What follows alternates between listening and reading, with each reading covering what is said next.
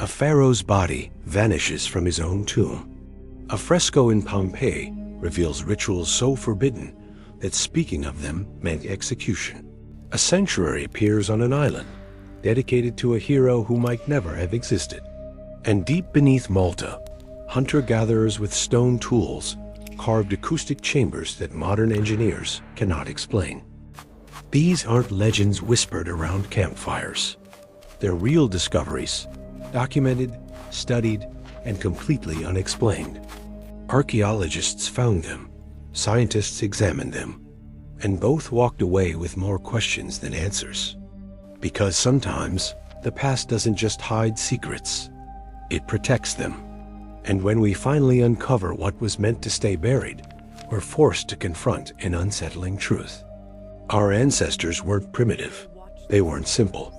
They knew things, built things, and performed rituals that we, with all our technology, still cannot fully comprehend. In this video, we'll reveal 4 discoveries that make even skeptics wonder. What if history has been hiding the truth all along? Chapter 1. Thutmose II's Royal Tomb, Egypt, 1898. French archaeologist Victor Loret descends into tomb KV42 in the Valley of the Kings. He expects treasure mummies, the usual royal burial. What he finds instead will haunt Egyptology for over a century. The tomb is wrong. Everything about it is wrong. It's too small for a pharaoh. The walls are bare, unfinished, as if the workers abandoned it mid-construction. It sits isolated from other royal tombs, deliberately hidden away. And carved into the fragments scattered across the floor is a name that shouldn't be there: Thutmose II. Thutmose II ruled Egypt around 1493 BC. His reign lasted barely 4 years before he disappeared from history. The burial chamber tells a disturbing story. Evidence of 2 separate interments. Someone was buried here, then removed, then someone else was placed inside.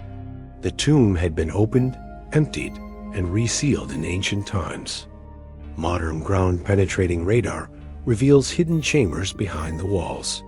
Voids that shouldn't exist in a completed tomb. Empty spaces large enough to hold a body or something far more valuable. Egyptian authorities refuse further excavation. The structure is unstable, they claim. But some researchers believe they're not afraid of collapse. They're afraid of what lies behind those walls. A secret so dangerous that even a pharaoh's tomb couldn't protect it. Chapter 2. Pompeii Dionysian Mysteries Fresco. The year is 79 AD. Mount Vesuvius erupts without warning, burying Pompeii under ash and pumice. For nearly 2,000 years, everything freezes in time, including secrets that were never meant to survive.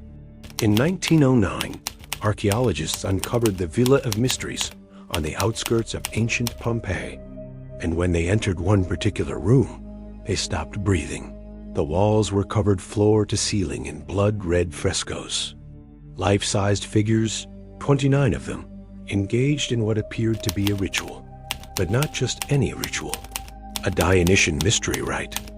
Mystery cults operated in absolute secrecy. Initiates swore oaths on their lives. To speak of what happened during the rituals meant execution. Yet here they were, painted in exquisite detail, preserved by the very disaster that destroyed the city. The scenes show women in various stages of initiation. A priestess unveils a sacred object. A winged figure raises a whip. A young woman cowers in terror. Another dances in ecstasy. Every gesture, every expression, captured with unsettling precision. Scholars recognize some symbols: the thyrsus staff, the wine cup, the sacred cloth, yet other elements make no sense. Strange masks appear in the background, objects that don't match any known Dionysian artifacts. And the faces, some of them aren't entirely human. Spectral analysis revealed hidden layers beneath the visible paint. Earlier versions, painted over multiple times. The artist kept changing the scene, trying to capture something, or perhaps trying desperately to hide what should never have been shown at all. Chapter 3. Odysseus' Sanctuary. For 3,000 years, scholars have debated the same question. Was Odysseus real? Homer's Odyssey tells of a cunning king who spent 10 years battling gods and monsters to return home to Ithaca. It's one of the greatest stories ever told. But that's all it was supposed to be. A story. Until 2010. Archaeologists working on a clifftop overlooking the Ionian Sea uncovered the remains of an ancient sanctuary. The location matched Homer's description of where Odysseus' palace would have stood, down to the meter. Bronze tripods, the exact offerings Homer described. Pottery fragments dating to the 8th century BC, right when the Trojan War would have occurred. And then, carved into a stone fragment, 3 words that made historians freeze. Prayer to Odysseus, not a tribute to a fictional hero. A prayer.